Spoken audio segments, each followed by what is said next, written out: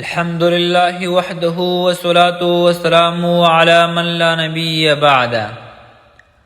د ښځو او نارینه‌و په بازارونو یا تفریحي پارکونو او لارو کې د اختلاط په تړاو او د ښځو او نارینه‌و یو ګډ تلویزیوني مضاحکوي او ټوکو یا انټرټینمنټ د پروګرامونو په تړاو د اسلامي حکومت د امراو مسؤلیت او ذمہواری څه ده؟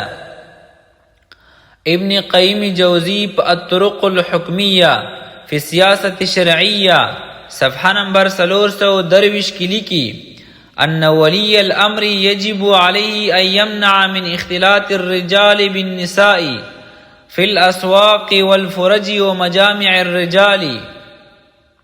د ولی الامر لپاره دا واجب ده چې هغه منع کی اختلاط د نارینه‌و د زنانه‌و سره په لارو کې یا تشو ځایونو یا د نارینه‌و په غونډو کې.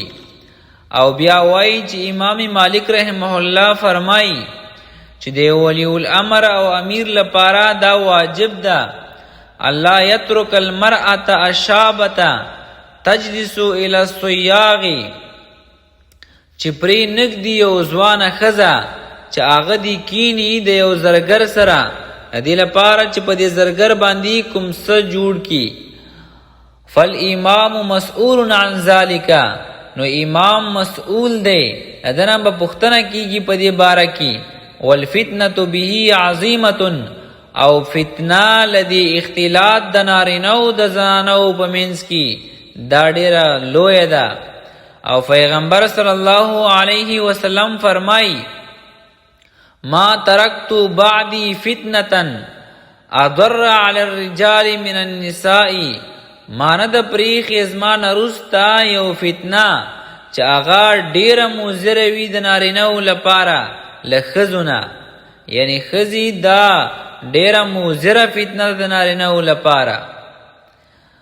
او بیا فرمایي ویجب علیه منع النساء من الخروج متزینات متجملات، په دې ولی الامر باندې واجب ده چې هغه منع کی ښځې له وتلو نه په داسې حال کې چې دا ښځې متزینات او متجملات وي، زینت یې کړی وي او د جمال اسباب استعمال کړي وي.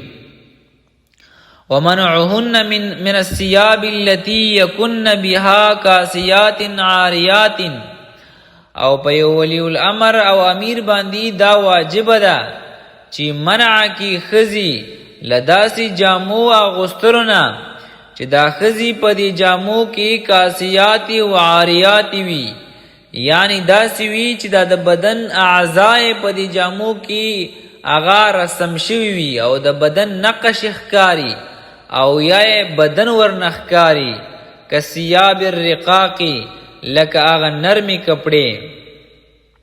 ومنعهن من حدیث الرجال فی الطرقات ومنع الرجال من ذالک، او په ولی الامر او امیر باندې دا واجب ده چې منع کی دا ښځې له خبرو کولو نه د ښځو سره د نارینه‌و سره په لارو کې. ومنع الرجال من ذالک، او نارینه به هم د دینه منع کوي چې هغوی به د ښځو سره په لارو کې خبرې نه کوي.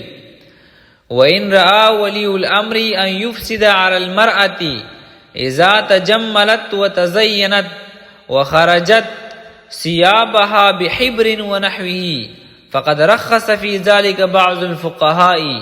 کچرته یو امام راولاړ سي او هغه د ښځې جامې ور خرابې کړي پرنګو باندې په داسې وخت کې چې دا ښځو هغه زینت او جمال کړی وي او بهر ته راوتلي وي. فقد رخص فی ذلک بعض الفقهاء، په دې کې هم بعض فقهاو رخصت ورکړی چې دا جایز کار دی. وهذا من ادنى مراتب عقوباتهن المالیه، او دا هغه ادنا مرتبه د عقوبات د ښځو ده، د عقوبات مالیونه. وله ان يحبس المرأة اذا اکثرت الخروج من منزلها، او دی امام ولی الامر لپاره دا جائز ده چې دا ښځه بندي کی او زندان ته واچوي چې کله دا یو ښځه ډیره زیاته راوځي له خپل کور نه، ولا سیما اذا خرجت متجملة، او خاص کر په هغه وخت کې چې کله دا ښځه جمال کوي او راوځي بهر ته.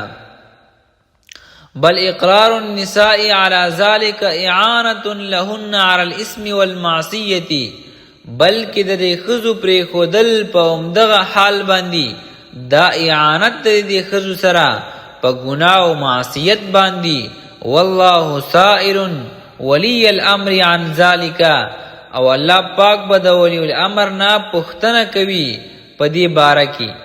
وقد منع امیر المؤمنین عمر بن الخطاب رضی الله تعالی عنه النساء من المشي في طريق الرجال والاختلاط بهم في الطريق، او امیر المؤمنین عمر فاروق رضی الله تعالی عنه منع کړي وی خزي لدینا چې دا دوی به په لارو د نارینهو باندې نزي او د نارینهو سره به په لارو کې اختلاط نه کوي.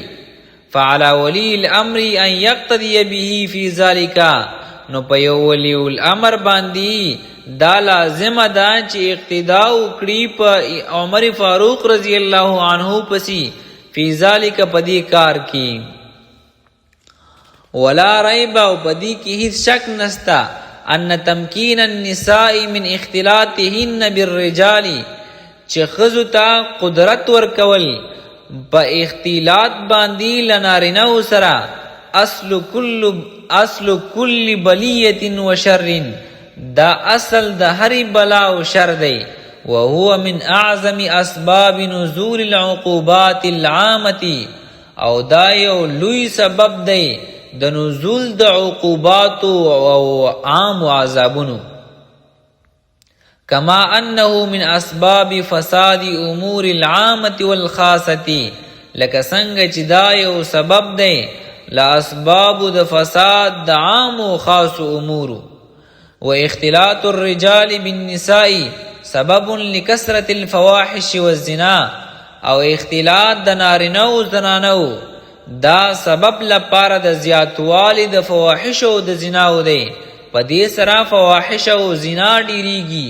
وهو من اسباب الموت العام والتواعين المتصلة، او دا اختلاط د نارینهو زنانو دا د اسباب د عام مرګونو دی او د تواعین او د وباګانو متصله دی. او عبد الله ابن مسعود رضی الله تعالی عنه فرمای: اذا ظهر الزنا والربا في قرية اذن الله بهلاكها، کله چې زنا او ربا ظاهر سی په یو قریه کې، نو الله پاک جل جلاله بیا اجازه کوي په هلاک د دې قریه باندې چې دا قریه دی هلاک شي. او ابن عباس رضی الله تعالی عنه فرمای چې پیغمبر صلی الله علیه وسلم او فرمایل: ولا ظهر فی قوم الزنا الا ظهر فیهم الموت، نخ کرا کیږي په یو قوم کې زنا منګرا ظاهر بسی په دوی کې مرگ. ولا ظهر فی قوم عملوا قوم لوط الا ظهر فیهم الخسف، نخ کرا کیږي په یو قوم کې عمل د قوم لوط منگر په دوی کې با خسب ښکارسی. وما ترک قوم الامر بالمعروف والنهي عن المنکر، او نپریک دیو قوم امر بالمعروف او نهی عن المنکر الا لم ترفع اعمالهم، منگر نبو چتیږي اعمال د دوی درجه د قبولیت تا، ولم يسمع دعاؤهم، او نب قبلیږي دعا د دوی. الله پاک به بیا یو دعا هم نه قبلی.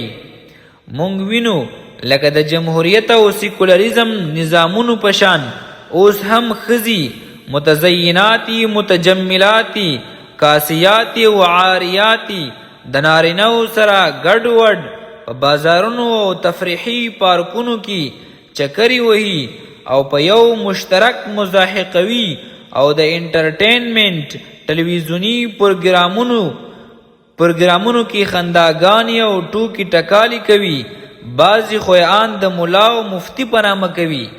مونږ افغانانو په دې تیرو 2 لسیزو کې چې په زرګونو نه بلکې په لکونو شهیدان چې ورکړه او دا زخمیان او قربانی چې ورکړي، دا تکلیفونه، زندانونه او هجرتونه چې وګالل، دا یوازې د حکومت د واګو او چارو د لاسته راوړنو په خاطر نه و، بلکې د یو اسلامي نظام جوړولو او د تنفیذ د احکام شرعیو لپاره و. زموږ د شهیدانو او فدایانو ارمانونه باید خاورې نشي. موږ د افغانانو زوریدلی ملت په صفت د امارت اسلامی د مشرانو نه په عاجزۍ غوښتنه کوو چې په نفاذ د شرعیت کې صلاح د عبادو او بلادو نغښتې ده، لہذا دې ته دې پاملرنه وشي.